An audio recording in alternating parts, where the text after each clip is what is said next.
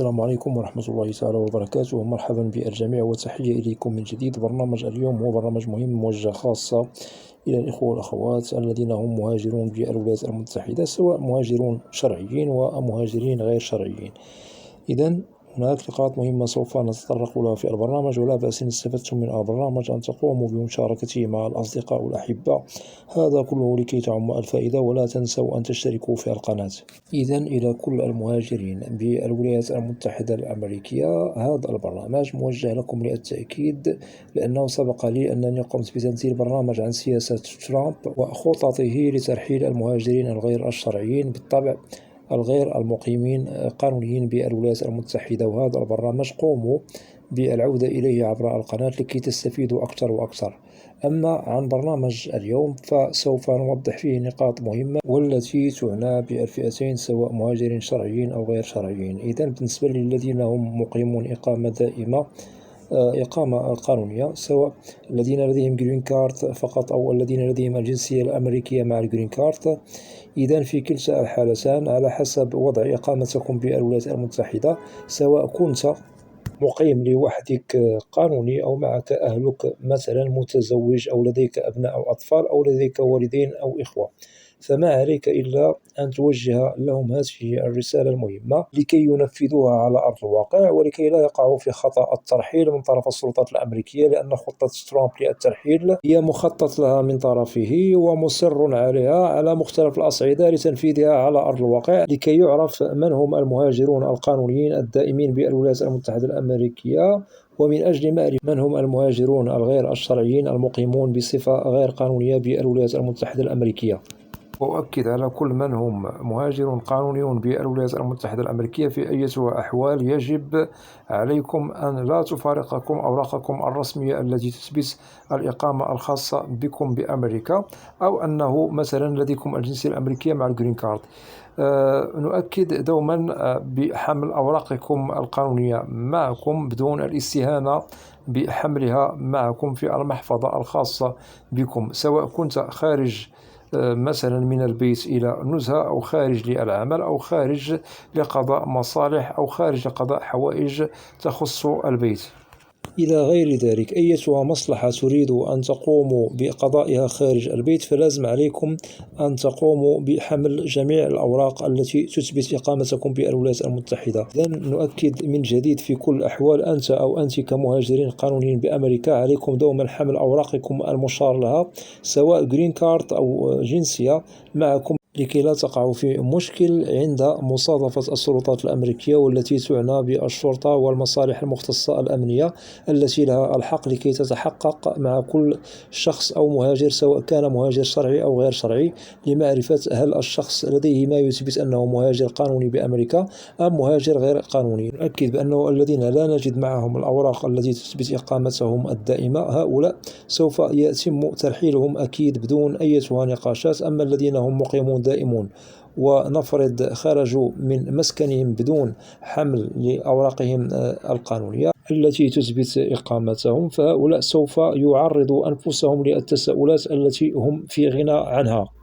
أكيد المساءلة أمام السلطات الأمريكية يجب أن يتفاداها المهاجر القانوني، وعليه احترام قانون الهجرة الأمريكي بحمل الأوراق الثبوتية التي تعنى بالإقامة أينما تنقل وارتحل، بدون الاستهانة بعدم حملها. وأكيد سوف يطرح تساؤل مهم: هل هذا القانون سيظل ساري المفعول في عهد الرئيس الجديد ترامب؟ نؤكد بنعم، ممكن أنه سوف يظل ساري المفعول لكي تصفى الولايات المتحدة الأمريكية من كل المهاجرين الغير الشرعيين. وقد تم تأكيد من طرف السلطات الأمريكية للهجرة عن لائحة مدرجة بها المدن التي بدأ فيها هذا القانون منفذ على أرض الواقع، وأكيد هو قرار تنفيذي من طرف الرئيس دونالد ترامب. والولايات التي سوف تبدأ فيها هذه العملية المتعلقة بالترحيل، نبدأ بولاية إلينوي، ونؤكد على المدينة المعروفة بها وهي مدينة شيكاغو، التي بها جنسيات مختلفة، وكذلك بها جنسية عربية أو جنسيات عربية كبيرة. وهناك ولايات أخرى كذلك سوف أقوم بسردها عليكم، وبها مدن كذلك كبرى بها جنسيات عربية وجنسيات مختلفة، بها مهاجرين غير شرعيين سيتم ترحيلهم إلى بلدهم الأم. نبدأ بالولايات التي سوف أذكر لكم مدنها. أبدأ بولاية تكساس وبالمدينة المعروفة بتكساس مدينة سان أنطونيو، كذلك ولاية نيويورك، مدينة دنفر. هنا نؤكد على ولاية كولورادو. كذلك هناك المدينة المعروفة بولاية فلوريدا ميامي، وكذلك المدينة المعروفة بولاية بنسلفانيا.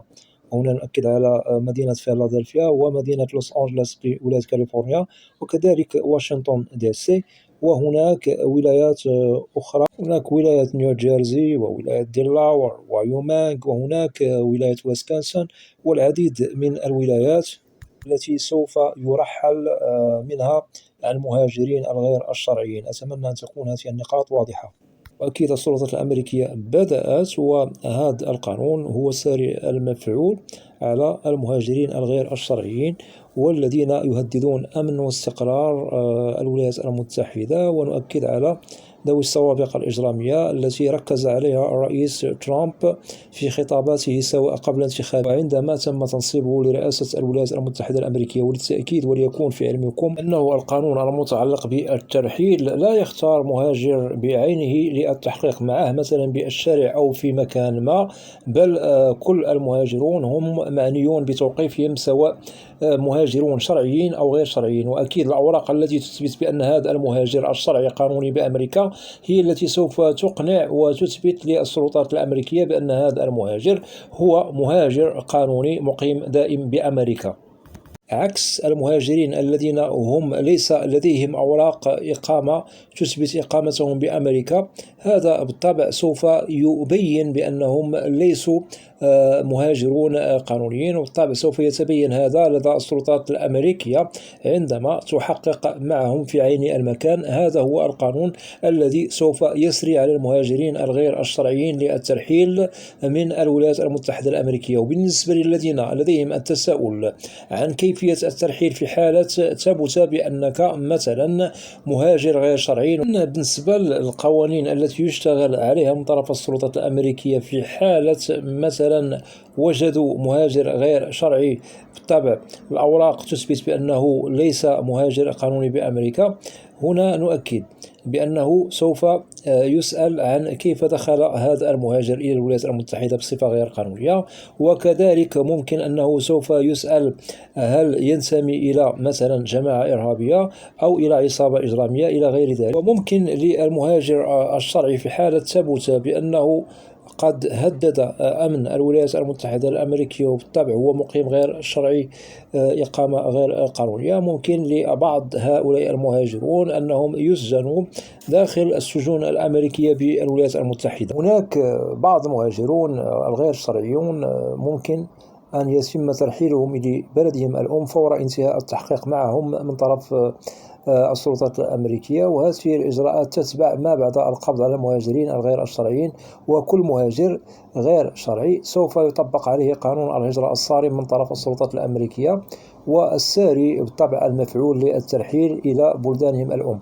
إذن نؤكد على نقطة مهمة، بأن هذه النقاط التي أشرنا لها في البرنامج هي للحفاظ على إقامتكم القانونية بالولايات المتحدة الأمريكية بدون أنكم تتعرضوا لتساؤلات عن لماذا أوراقكم ليست معكم وأنتم كمقيمون دائمون بأمريكا. إذن بالنسبة للمهاجرين الشرعيين نصيحتنا لكم هي أن تقوموا بحمل أوراقكم التي تثبت إقامتكم بالولايات المتحدة، هذا لتفادي السقوط في الملابسات والتساؤلات مع السلطات الأمريكية. وأكيد هذا حفاظ على استقرار وضعكم وإقامتكم واحتراما لقانون الهجرة الأمريكي. أما المهاجرين الغير شرعيين فقانون الترحيل هو ساري منذ أيام، وأكيد سيظل ساري المفعول، يشتغل عليه بنضال من طرف السلطات الأمريكية لأجل ترحيل كل من هو مهاجر غير شرعي إلى بلده الأم. وسوف نوضح نقاط مهمة عما قريب عن ما هي الأشياء التي ستطرح مستقبلا في قانون الترحيل النظامي للمهاجرين الغير الشرعيين بالولايات المتحدة الأمريكية. وبالتوفيق للجميع.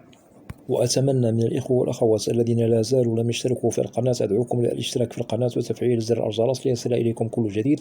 ولا تنسوا أن تدعمونا دائما باللايك لكي نصل إلى أكبر نسبة من المشاهدة. وبالنسبة للقناة محتواها كامل وشامل عن الهجرة والمهاجر إلى الولايات المتحدة الأمريكية بشكل عام وكتعريف. وإذا لديكم أسئلة ممكن طرحها كتعاليق، وسوف تجدوا الإجابة عبر البرنامج المعروف في القناة، برنامج أسئلة وأجوبة، لأنني لا أستثني منكم أحدا.